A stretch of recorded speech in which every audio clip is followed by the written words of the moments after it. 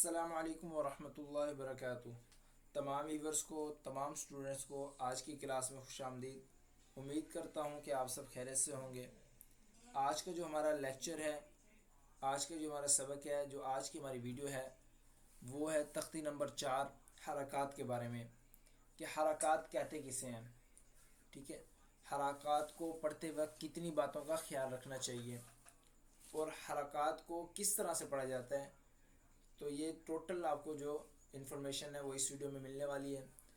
تو سب سے پہلے آپ نے چینل کو سبسکرائب کر دینا ہے اور ویڈیو کو لائک کر دینا ہے، اور اپنے کسی دوست کے ساتھ اس کو شیئر ضرور کرنا ہے تاکہ وہ بھی قرآن مجید کو صحیح پڑھنے والا بن جائے اور آپ کے لیے صدقہ جاریہ ہوتا رہے۔ تو دیکھیں، بنا وقت ضائع کیے شروع کرتے ہیں۔ بسم اللہ الرحمن الرحیم۔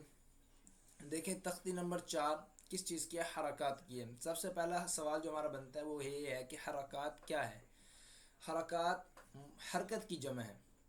حرکت جو ہے وہ زبر کو کہتے ہیں، وہ زیر کو کہتے ہیں، وہ پیش کو کہتے ہیں۔ اب یہ تینوں چیزوں کو جب مشق آئے گی ایک ہی جگہ پہ تو یہ حرکات ہو جائیں گی۔ یہ تینوں چیزیں کیا بنتی ہیں؟ حرکات۔ حرکات کسے کہتے ہیں؟ زبر، زیر، پیش کو حرکات کہتے ہیں۔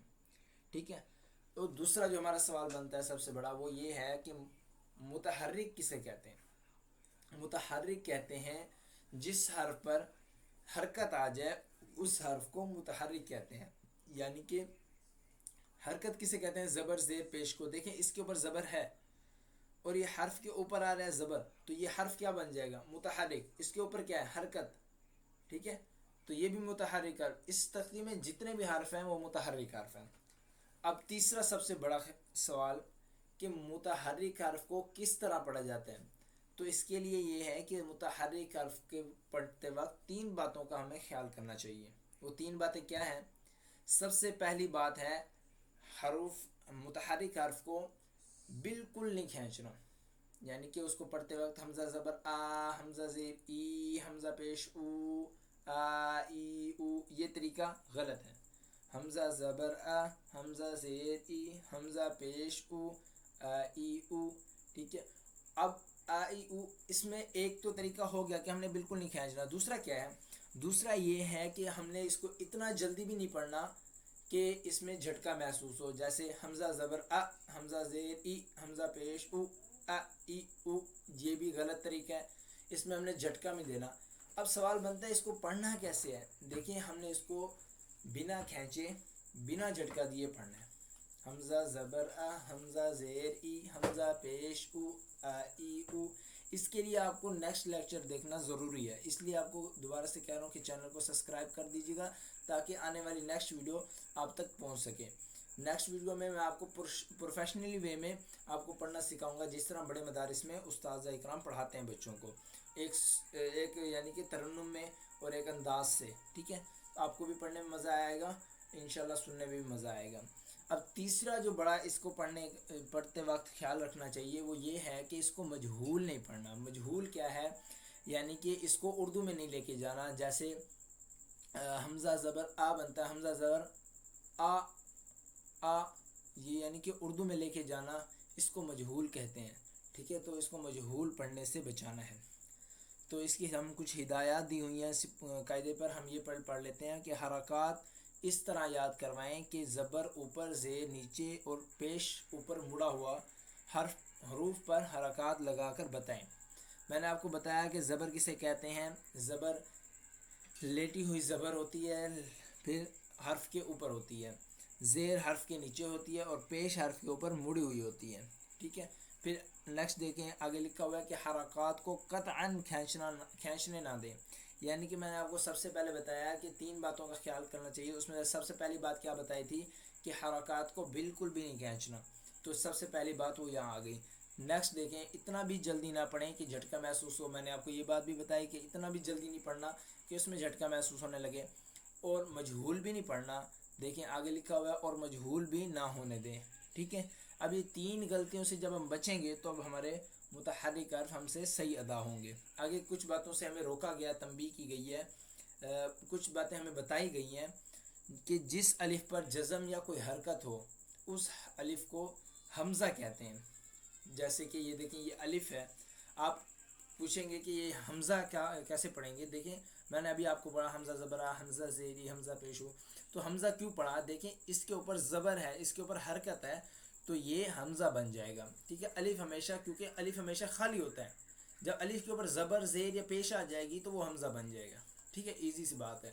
آگے دیکھیں، حرکات کی تقدیم حروف کے مخارج کی ترتیب کا لحاظ رکھا گیا ہے، لہٰذا بچوں کو بتلائیں کہ یہ 2 حمزہ ہا یا 3 حروف طا ڈالتا ایک ہی جگہ سے پڑھے جاتے ہیں اور اپنی صفات کی وجہ سے الگ الگ پہچان رکھتے ہیں. دیکھیں میں آپ کو ایک دفعہ دوبارہ بتا دوں کہ میں نے مخارج کی ٹوٹل کلاسز دے چکا ہوں پہلے. آپ سے امید کرتا ہوں کہ آپ پہلے جا کے وہ لیکچر دیکھیں تاکہ آپ کو مخارج بھی صحیح طریقے سے سمجھ آ سکیں اور ان کی ترتیب بھی سمجھ آئے، کیونکہ آگے جتنی بھی قاعدے میں تختیاں آتی ہیں یہ مخارج کی ترتیب سے ہوتی ہیں. ایک ہی جگہ سے حروف ادا ہوتے ہیں، جیسے حمزہ ہا ایک ہی جگہ سے ادا ہوتے ہیں، دونوں اکٹھے لکھے ہوئے ہیں. دیکھیں حمزہ کے بعد ہا، تو یہ ایک ہی جگہ سے ادا ہوتے ہیں لیکن ان کے صفات میں فرق ہوتا ہے. ٹھیک ہے، ہم نے ان کو کیسے پڑھنا ہے، کچھ صفات میں وہ موٹا ہوتا ہے، کچھ میں باریک ہوتا ہے، کچھ میں سیٹی والا ہے، کچھ نرم. تو اس طرح سے ہم نے ان میں فرق بھی کرنا ہے، ان کو مشق بھی کرنی ہے ان کی. ٹھیک ہے، اب انشاءاللہ نیکسٹ لیکچر میں میں آپ کو یہ ترتیب سے اور پروفیشنل وے میں یاد کرواؤں گا. ٹھیک ہے، دوبارہ ایک دفعہ میں آپ سے دہرا دیتا ہوں کہ حرکات کسے کہتے ہیں. حرکات کہتے ہیں زبر زیر پیش کو. ٹھیک ہے، جس حرف پر زبر زیر پیش ہو اسے کیا کہتے ہیں؟ اسے متحرک حرف کہتے ہیں. متحرک حرف کسے کہتے ہیں؟ زبر زیر پیش والے حرف کو کہتے ہیں. سوال الٹا یا سیدھا کریں، جواب سیم ہی ہے. ٹھیک ہے، اب متحرک حرف کو کیسے پڑھا جاتا ہے؟ اس کے لیے 3 طریقوں سے بچنا چاہیے. کیا؟ حروف کو قطعاً نہیں کھینچنا چاہیے، حرکات والے حروف کو. ٹھیک ہے، اور اتنا بھی جلدی نہیں پڑھنا چاہیے کہ اس میں جھٹکا محسوس ہونے لگے، اور اس کو مجہول بھی نہیں ہونے دینا ہم نے. ٹھیک ہے، تو ان 3 چیزوں سے جب ہم بچیں گے تو ہمارے حروف بہت ہی خوبصورت اور اچھے ہو جائیں گے. ٹھیک ہے، اور سب سے بڑی جو اس میں آج کے لیکچر میں ایک بات تھی جو کافی اسٹوڈنٹس کو شک رہتا ہے کہ وہ کیوں حمزہ پڑھا جاتا ہے. اسٹوڈنٹس کو تو خیر نہیں، جو بگنرز ہیں اور جو قرآن پاک کو ابھی سمجھنے لگے ہیں، ٹھیک ہے، ان کے لیے یہ تھوڑا سا شوکنگ ہوتا ہے کہ اس کو حمزہ کیوں پڑھا جا رہا ہے. تو الف ہمیشہ بھائی خالی ہوتا ہے، جب الف کے اوپر حرکت آ جائے گی تو یہ الف بدل جائے گا اور یہ حمزہ ہو جائے گا. ٹھیک ہے، ہم اس کو جوڑ کرتے وقت بھی حمزہ پڑھیں گے، جیسے حمزہ زبر آ، حمزہ زیر ای، حمزہ پیش او. ٹھیک ہے، اس کو جوڑ میں بھی ہم نے حمزہ پڑھنا ہے، اور قرآن پاک میں بھی جہاں الف کے اوپر حرکت یا جزم آ جائے اس کو ہم نے حمزہ ہی پڑھنا ہے. ٹھیک ہے، اس کو الف نہیں پڑھنا، کیونکہ الف ہمیشہ خالی ہوتا ہے. جہاں الف اکیلا ہو وہاں آپ الف پڑھ سکتے ہیں جوڑ میں. ٹھیک ہے، اس کے علاوہ آپ نے جہاں بھی حرکت کے ساتھ ہو ادھر آپ نے حمزہ پڑھنا ہے. ٹھیک ہے، آپ نے قرآن پاک میں مختلف جگہوں پہ ایک تو پریکٹس کرنی ہے. آپ کو میں ایک سجیشن کروں گا کہ آپ اس ویڈیو دیکھنے کے بعد بھی 15 منٹ بیٹھ کے آپ اس کی پریکٹس کریں. آپ ان کے جو سوالات بنتے ہیں، ٹھیک ہے، آپ نے کسی کو سنانے ہیں، آپ نے خود سے یاد کرنے ہیں. اگر پھر بھی آپ کو کوئی ڈاؤٹ ہے تو آپ نے کمنٹس باکس میں مجھ سے ضرور کویشچن کرنا ہے، میں انشاءاللہ آپ کو آنسر بھی دوں گا. ٹھیک ہے، امید کرتا ہوں کہ آج کا لیکچر آپ کو بہت ہی مزے کا لگا ہوگا اور آپ کے لیے مفید ہوگا. ٹھیک ہے، میں آپ کو بہت ہی ایزی انداز میں سمجھاتا ہوں جیسے ایک استاد بچے کو سمجھاتا ہے. تو آپ نے ویڈیو کو لائک ضرور کر دینا ہے اور سبسکرائب ضرور کرنا ہے چینل کو.